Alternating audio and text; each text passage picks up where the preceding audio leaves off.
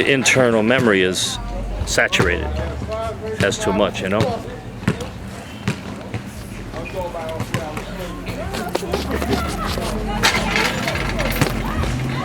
Okay, it's rolling just to give us some editing room. That's great, man. That's great. And when I sit down, tell me if you think that, you know, it's in a comfortable visual thing. If I sit like that. Yeah, that's good. That's great. Now I just want to make sure the red light's on. That's it. Red light's on. Lamar, how are you? Good. We're glad to have Lamar Smith here. We're sitting on a beautiful day in Boston, Massachusetts. And I explained to Lamar that we're launching a new website called Social Justice Creations. And in that we have a section that's called Taking It to the Streets, where we're kind of encouraging mental health professionals, teachers, parents to get out and to engage in discussion about different issues that are happening. Especially right now with this epidemic of violence going across the country, with cop killings and cops now being attacked, kind of back and forth. Now we're going at it. So we are delighted to have you. Your mom is one of the organizers of the website, and thought it would be interesting to kind of interview you and kind of like just talk about things that are happening that would be of interest to anyone in general in society, particularly white people in mental health or in education. Yep. So, I mean, maybe we could just open it up with a general kind of discussion. What do you see happening across the country? I see it's an epidemic. It's you know what it is? It's social media that's not, I wouldn't say hyping, because it's a gift and a curse for social media. Social media allows you to be in Baltimore and be in Boston at the same time. Social media allows you to be in Chicago and be in Boston at the same time. And a lot of the issues with social media is, like I said, it's a gift and a curse, but it's also an awakening, so to speak. Mm-hmm. What it does is it puts a certain viewpoint out to the public. Mm-hmm. And what it does is, like right now, if you was to go on, say, Facebook, mm-hmm. you would see over 100 videos of cops mm-hmm. being brutal to minorities. Yes. Mm-hmm. There's not too many, and that's the culture, and I believe that needs to be uprooted. It needs to be uprooted, and it needs to be a level of education when it's in again. See what I'm saying? So it's what specifically needs to be uprooted from the media? I think the violence in a whole, because the thing about it is, police are not the police department on the whole is not bad. Right. We need police. I have children. My oldest son is 12. I don't want my son in a policeless nation. They need to be safe. They need to be safe. Sure. They need to feel like they're safe. They need officers that interact with them. Like if we're in the park, watching the park, cops should be walking through. They should be riding bikes. They should know the kids in the neighborhood. They should have a rapport with the kids. I'm not talking about snitching or ratting or informants. I'm talking about just a rapport with the kids. Know what's going on. Know what's going on. Mm-hmm. You know, and that helps. That's a start. Just to know your neighborhood. If you're assigned to a certain neighborhood, you should know the neighborhood. That's right. You should know the neighborhood. And that's where the divide comes. That's where these young kids with the attitude, the mentality of when they see the cops, it's a certain mentality that they take. Negative? A negative mentality that they take. But is it that based upon history and treatment that they've received? You know? Yes, but it's a learning process. It's a learning process. You have individuals that are from certain areas in the city that were having problems in the 80s, even in the early 90s, and it trickled on to now it is 2015. And a lot of these young guys don't even know what their original problem is. They just know that they just don't like the other side. And that's what it's starting to be with the police.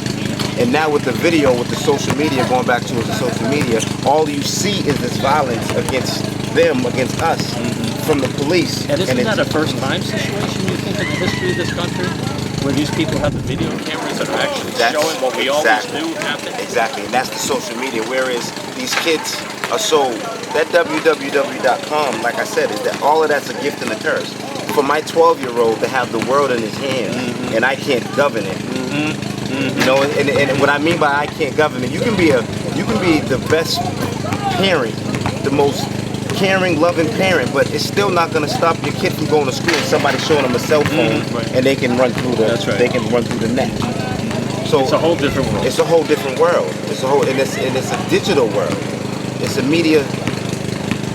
media crazy world. So when the media includes people who are videotaping these acts of brutality, and they see people calling out, "I can't breathe," and the cops are, what impact does that have? Because, you know, we're doing some of this from a mental health professional perspective, right? What kind of either mentally or spiritually impact do you think, as one person, it has on the African-American community in particular? It's a breaking point. It's at a breaking point. It's getting to be at a breaking point. Whereas back in the 70s, there was a lot of prayer going on. You know, it was a lot of black uprising there, and it seems like that's hidden. To me, there's no revolutionists anymore. There's no people that do things for the next generation. It's just about now. And that's what social media is. Social media is about what's going on now. And there's no sacrifice for the next generation. Like, we march, but I think it was so we could march. There was no point to the march. You see what I'm saying? Like, okay, we're gonna march because of this. We're gonna march because we want this done. We're That's just right. marching. With an agenda. You have to have an agenda. With everything, there has to be an agenda, because then there's no. It's like it's an open with no end. There has to be an end. There has to be a reason for it. Like today, is Mother's Day. There was a march this morning, and it was mothers basically. I wouldn't say protesting for their sons. You know, the safety of their children. And there was a lot of mothers that lost their children to the streets that marched. That's hard.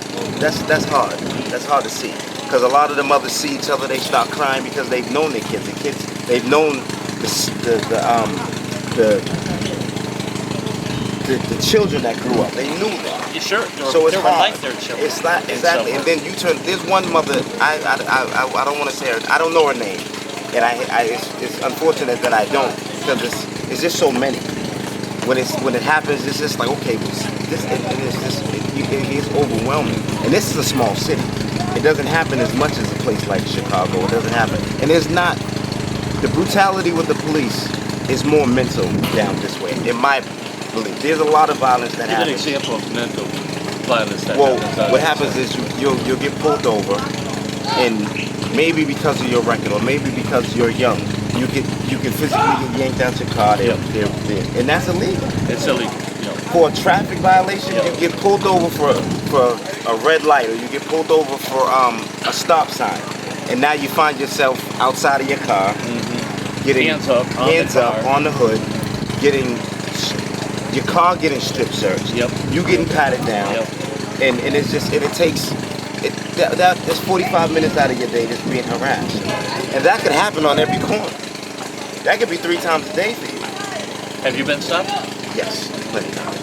Many times. Many times. And you have to go through this ritual and It's systematic. You almost know what they're gonna do. And I know the answer to this, but I'll check it out with you. More people of color are stopped by police than white people. Definitely. What do you make of that? What does the black community make of that? What kind of reality is that? What do they call it? That's just what it is. It's reality. And it's unfortunate. It's injustice. And it's, like I said, it's a teaching that needs to be uprooted. Like the children, these children should not grow up learning that that's what the police do. And that's what I mean about a deep rooting and a teaching that needs to be uprooted. When my son is in my car with me and he sees the police sirens, or he hears the police sirens and he sees the lights, he shouldn't automatically think something's wrong. But that's conditioning. But that's condition. It's a conditioning, and that's what needs to be broken. That's what needs to be broken, but it needs to be a teacher. Like in Atlanta, I just read a survey in Atlanta that the AIDS epidemic, my age, I'm 35. There's kids that are between 30 and 35. There's individuals walking around there that have full-blown AIDS and didn't know it. That means they went through the whole process of the HIV, the pneumonia, whatever you get, that leads up to HIV, what leads up to AIDS. You just don't automatically have AIDS. They have full-blown AIDS and didn't know it, and they're 35. That's a lack of teaching. I was going to say, you get back to the teaching and the learning and the education. It has to. It has to be. There has to be. But since when did it not be? Since when did it stop being cool going to school? You know what I mean? Being out on the corners and doing nothing, that's not cool. And that's the teaching that needs to be uprooted. So would you say that the problem is with people of color who are not motivated to learn and graduate from school? Well, the motivation comes from the lack of the school systems. Like the Burke, Jeremiah E. Burke. When I was in high school, 97, I remember the Jeremiah E. Burke had no funding. They didn't even have paper, let alone books. We got the Windstar business here. Now, is this your school that you went to? No, I didn't go to the Jeremiah. I lived around the corner from the Burke. See, a lot of the inner city youth, they try to. There's a program called MECO. What it does is it takes inner city kids and they bring them out to suburban schools and let them have a better education. And that program's been under scrutiny for years. Since I was in high school, you hear about the program, and I think that's a containment issue. If you're hearing that the program's always going to be dismantled, they act a certain way. Because there's no loyalty. Exactly. There's no push to get more stuff. Like if you have a program and it's going well, the kids learn, you want to increase that. So what they do is that's the mental thing. What they do is they tell you every year that this program is in jeopardy so you don't ask for anything else. You don't get but so many kids being bused out to these communities and be schooled. So how can you have a long-term goal? Exactly. And if you're feeling unstable, you never really get what you're there to obtain. So it's always a triangle. It's never a square. You're never fully rooted. Right now in our society, what you said before, the numbers of people from minority groups in the next 15 years are going to outnumber white people in this country. Yes. Right. And that's that never happened before. So I think that if, as a white person myself, I can see how other white people would be very nervous about this because it may mean they're taking away their privilege. This is America. There's no taking away from the privilege. That's the thing. That's the separation. And that's the teaching we all have. It's one. It's not that. It's not you and them. And this is America. It's supposed to be about equality. I have the same rights if I'm an American, if I'm a citizen. Now there's an issue with illegals, which I understand. But if I'm a citizen, you're a citizen. If I have a level of education, I'm going for a job, then we have equal. This should be equal playing field. That's right. It shouldn't be, oh, we're losing America. We're losing. No, you're not. If anything, you're gaining a different culture. You're learning about different. It should be a plus and not always a negative. And that's what it seems to be. It always seems to be a negative. Now you're a 35-year-old man with a couple of kids, right? Yes. And my question to you is, and it may change for everybody that I ask this question to. My question to you is two parts, right? What is your level of faith that things are going to get better in the United States as we increase the number of minority people as a majority? And what faith do you have as a member of the black community? And what feeling do you have about the white community moving to that level of oneness that you're talking about? But let's start with the black community. How optimistic are you that things like Baltimore, the organizing, the protests, they elected a black mayor, they elected a black prosecutor, the black prosecutor falls right in, 6 cops getting arrested, first time it happened, not even waiting for the grand jury. Arresting the judge. So that's right. And I just came from Baltimore. People were saying, once they did that, there was a chill factor that came in because our hope. Satisfaction type. That's right. It was like, hey, wait a minute, maybe there is hope here. So it went from violent to less violent. It was really calm, pretty good. But let me ask you, where as a 35-year-old black man with 2 kids, am I feeling hopeful or not so hopeful? as the black community operates in the future? You want to always feel hopeful. And you have to have that type of spirit about you, especially when you have kids, because you don't want your kids. You know, the kids see everything, and they develop your attitudes, they develop your modes, and they develop they're little you. So what you don't want to have is you don't want to have a negative aspect about yourself. So I think that it all comes down to education. It all comes down to education, and I want to stay hopeful. I want to stay hopeful. I guess we're just gonna have to see where everything goes, because what I don't want to see is I don't want to see the powers that be putting in place who they want to put in place. Like they might have just. I don't want to see that they put that black governor down there, that black senator down there, the new police chief, a black. Just to shut people up for now. Just to shut people up. I don't want to gag. I don't want a gag factor. Yeah. You know, I want actual change. You know, you want to see these people in play, but you don't want to see puppets in play either. Yeah. You see what I'm now, saying? in your community, do you see churches? Do you see community agencies? Do you see anything that is some of the resources that can keep that hope? You know, I mean, hope can only go too far. You know, so far. Are there things happening in your community that, like this? Like being with the basketball courts, having this available. Do you see resources? I do, but I see it limited. There are resources, but it's limited. And the thing about it is, it's not like down south where church is still a big factor in down south. It's not so much for these kids up this way. That's a good point. And it's so far, it's so close but so far the difference. Because when I go down south and I tell them that I'm from Massachusetts, and they're like, Massachusetts, I say Boston, the Boston Celtics, Boston Red Sox. And the first question is, there's black people down there? Yeah. Yes, there are black people down here. And we're going through the same things that you all go up here. We're going through. And it's social injustice. You have to have a social responsibility, like we spoke about. And that goes to all aspects of everything that's around you. Now I can feel your sense of hopefulness, especially with the kids. I think that's coming from you. Let me just ask you, with all that's happening here, you see surveys. Black thinks one way, white thinks another way. How optimistic are you, as a black man in particular, of having, in your lifetime, see changes among white people that really get to the deep part of these problems, and really build a democracy and fairness and justice? What do you see happening out here in the white community? I see it in the same. It's symbolic to technology.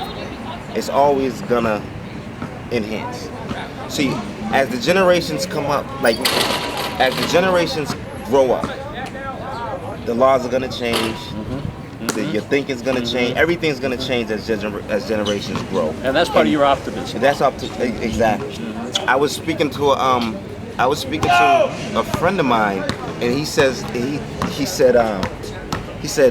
he went into his school, and his teacher, one of his son's teacher, had tattoos on him, and he thought that was inappropriate. And I said, maybe when you was a child it was inappropriate, but as the times change, stuff like that is becoming accepted. It's like the issue with quarries.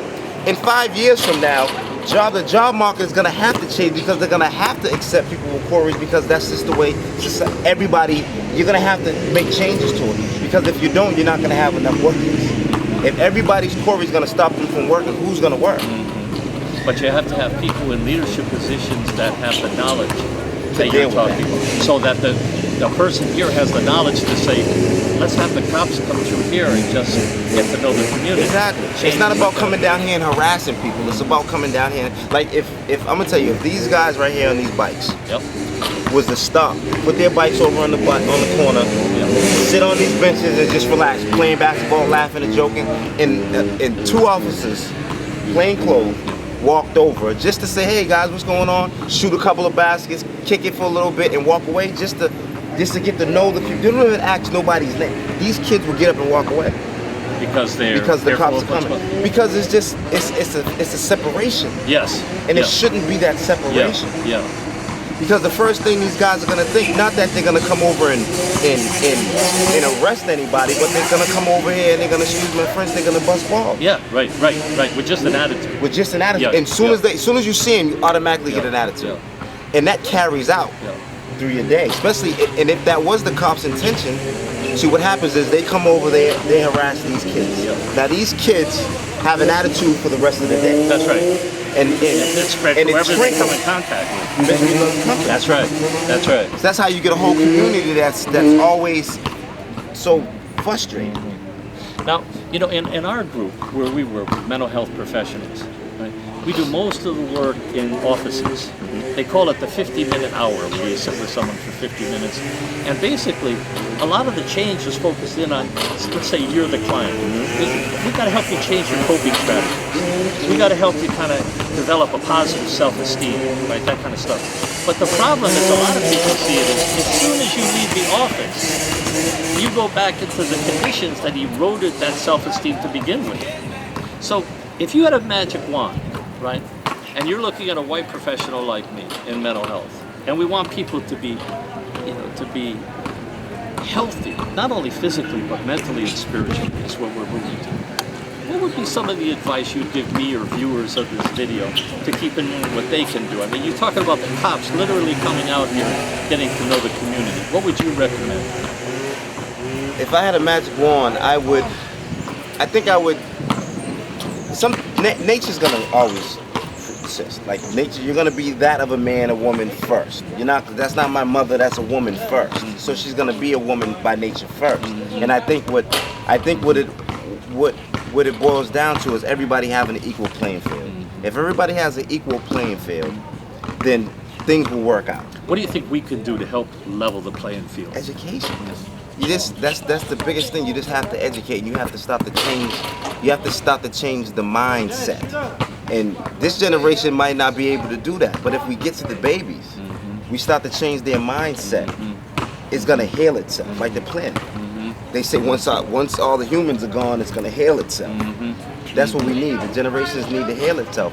And I mean, with everybody half in and half out, you're never gonna get anywhere like that.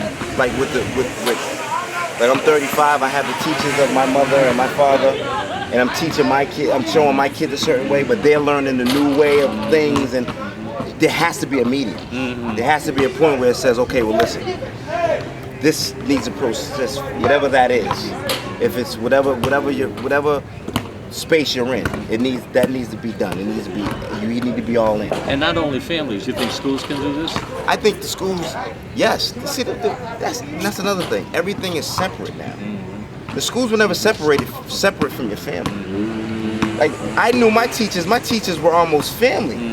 When I was in elementary school, I went to Quincy E. Dickerman, and I still remember my teachers, Miss Ross, Miss Wayman, Dr. Connolly. I remember all of them because they had a positive impact on me. Now these kids, to be 18 and only have like a 5th grade, 4th middle school level education, because you just don't have to go. That separates the family from the school. The family interaction with the school. There's no interaction with the schools and the family. There's more interaction with the police department in the families, in DYS departments in the family, and even revenue in the families than the schools and the families. It's just that it became a money. I believe, I'm not saying facts here, I believe it became more about systematic, it became more about money, and it became more about control. That's what it is. Like the system, I want to say, like revenue. I think they take the powers, they take the power that you have in your family out of your hand. Like the mothers and the fathers, there's so much they can do with these kids. Your kid turn around and tell you, I'll call the police.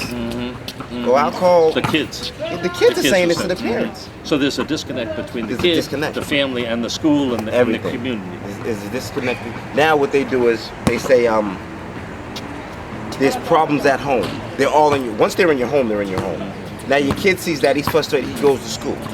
The teachers are scared of the kids. The administration, the teachers are scared of the administration. The administration is scared of it just goes on, but the kids are scared of nobody. The kids are running everything. The kids are scared of nobody, and it's not about, and I don't want to say scared, but there should be a level of respect that's just not. That's not It's there. not evident in the home. It's not evident in the school. When in ninth grade, what is that? Ninth grade is your first year of high school. Yeah. If you don't show up, your parents should be no. That should be no. Yeah, that's right. You shouldn't be able to say to your girlfriend, write me a letter. She can write you a letter And pass it on. And pass it on, and your excuse. Without your parents never even know. Knowing if you're missing assignments, why aren't your parents notified? And there should be something done about that. Like, parents have a responsibility to interact with their kids. There's a whole big disconnect there, and that's where it starts. It starts in the home. Once they took away from the home, then that's when the system comes in. Now you're basically being a ward of the state. You're being raised by the state, and that's why a lot of these kids are I don't want to say messed up or lost, but that seems to be the appropriate word. And I hate to use that word because with a family, there shouldn't be a child lost. But someone like you has hope in the future, and some of that comes from what you're doing with your kids, your generation. Yes.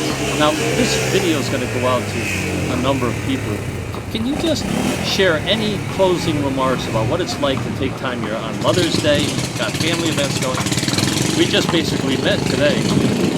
What do you think about this kind of meeting time and videotaping this kind of discussion? I think these discussions are definitely warranted. They're needed because, like social media, things need to be brought to light, to the light. And these type of websites, these type of videos, this type of interaction is needed because it gives you a real view of what's going on. And it's just my opinion, but it's an opinion of somebody who's born and raised here, who's been through a lot, and who's trying to overcome that. And you're probably not alone. I bet you know people that have the same feelings. No. Absolutely not alone.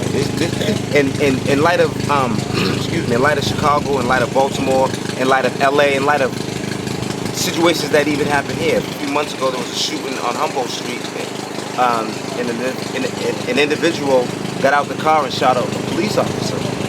And that's the frustration. Yeah. And that's what they don't want. That's what nobody wants. I don't want my kid to be coming out of the corner store getting candy and witnessing somebody jumping out of the car because he's frustrated shooting at the police. That's right. Police gunning him down. No one wants that. Nobody wants that, but it's so frustrating. Yeah. And that's what it's coming to. Yeah. And that's what nobody wants. Yeah. Nobody wants that. Yeah. And well, I think what I appreciate in this time together is you have covered a number of things. You didn't point fingers at one person or one system, but talked about that oneness that we all have to work together on.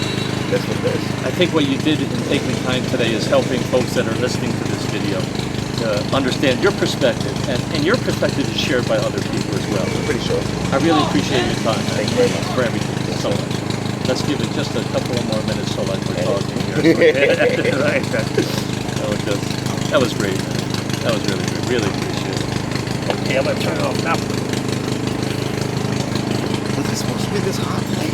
Yeah.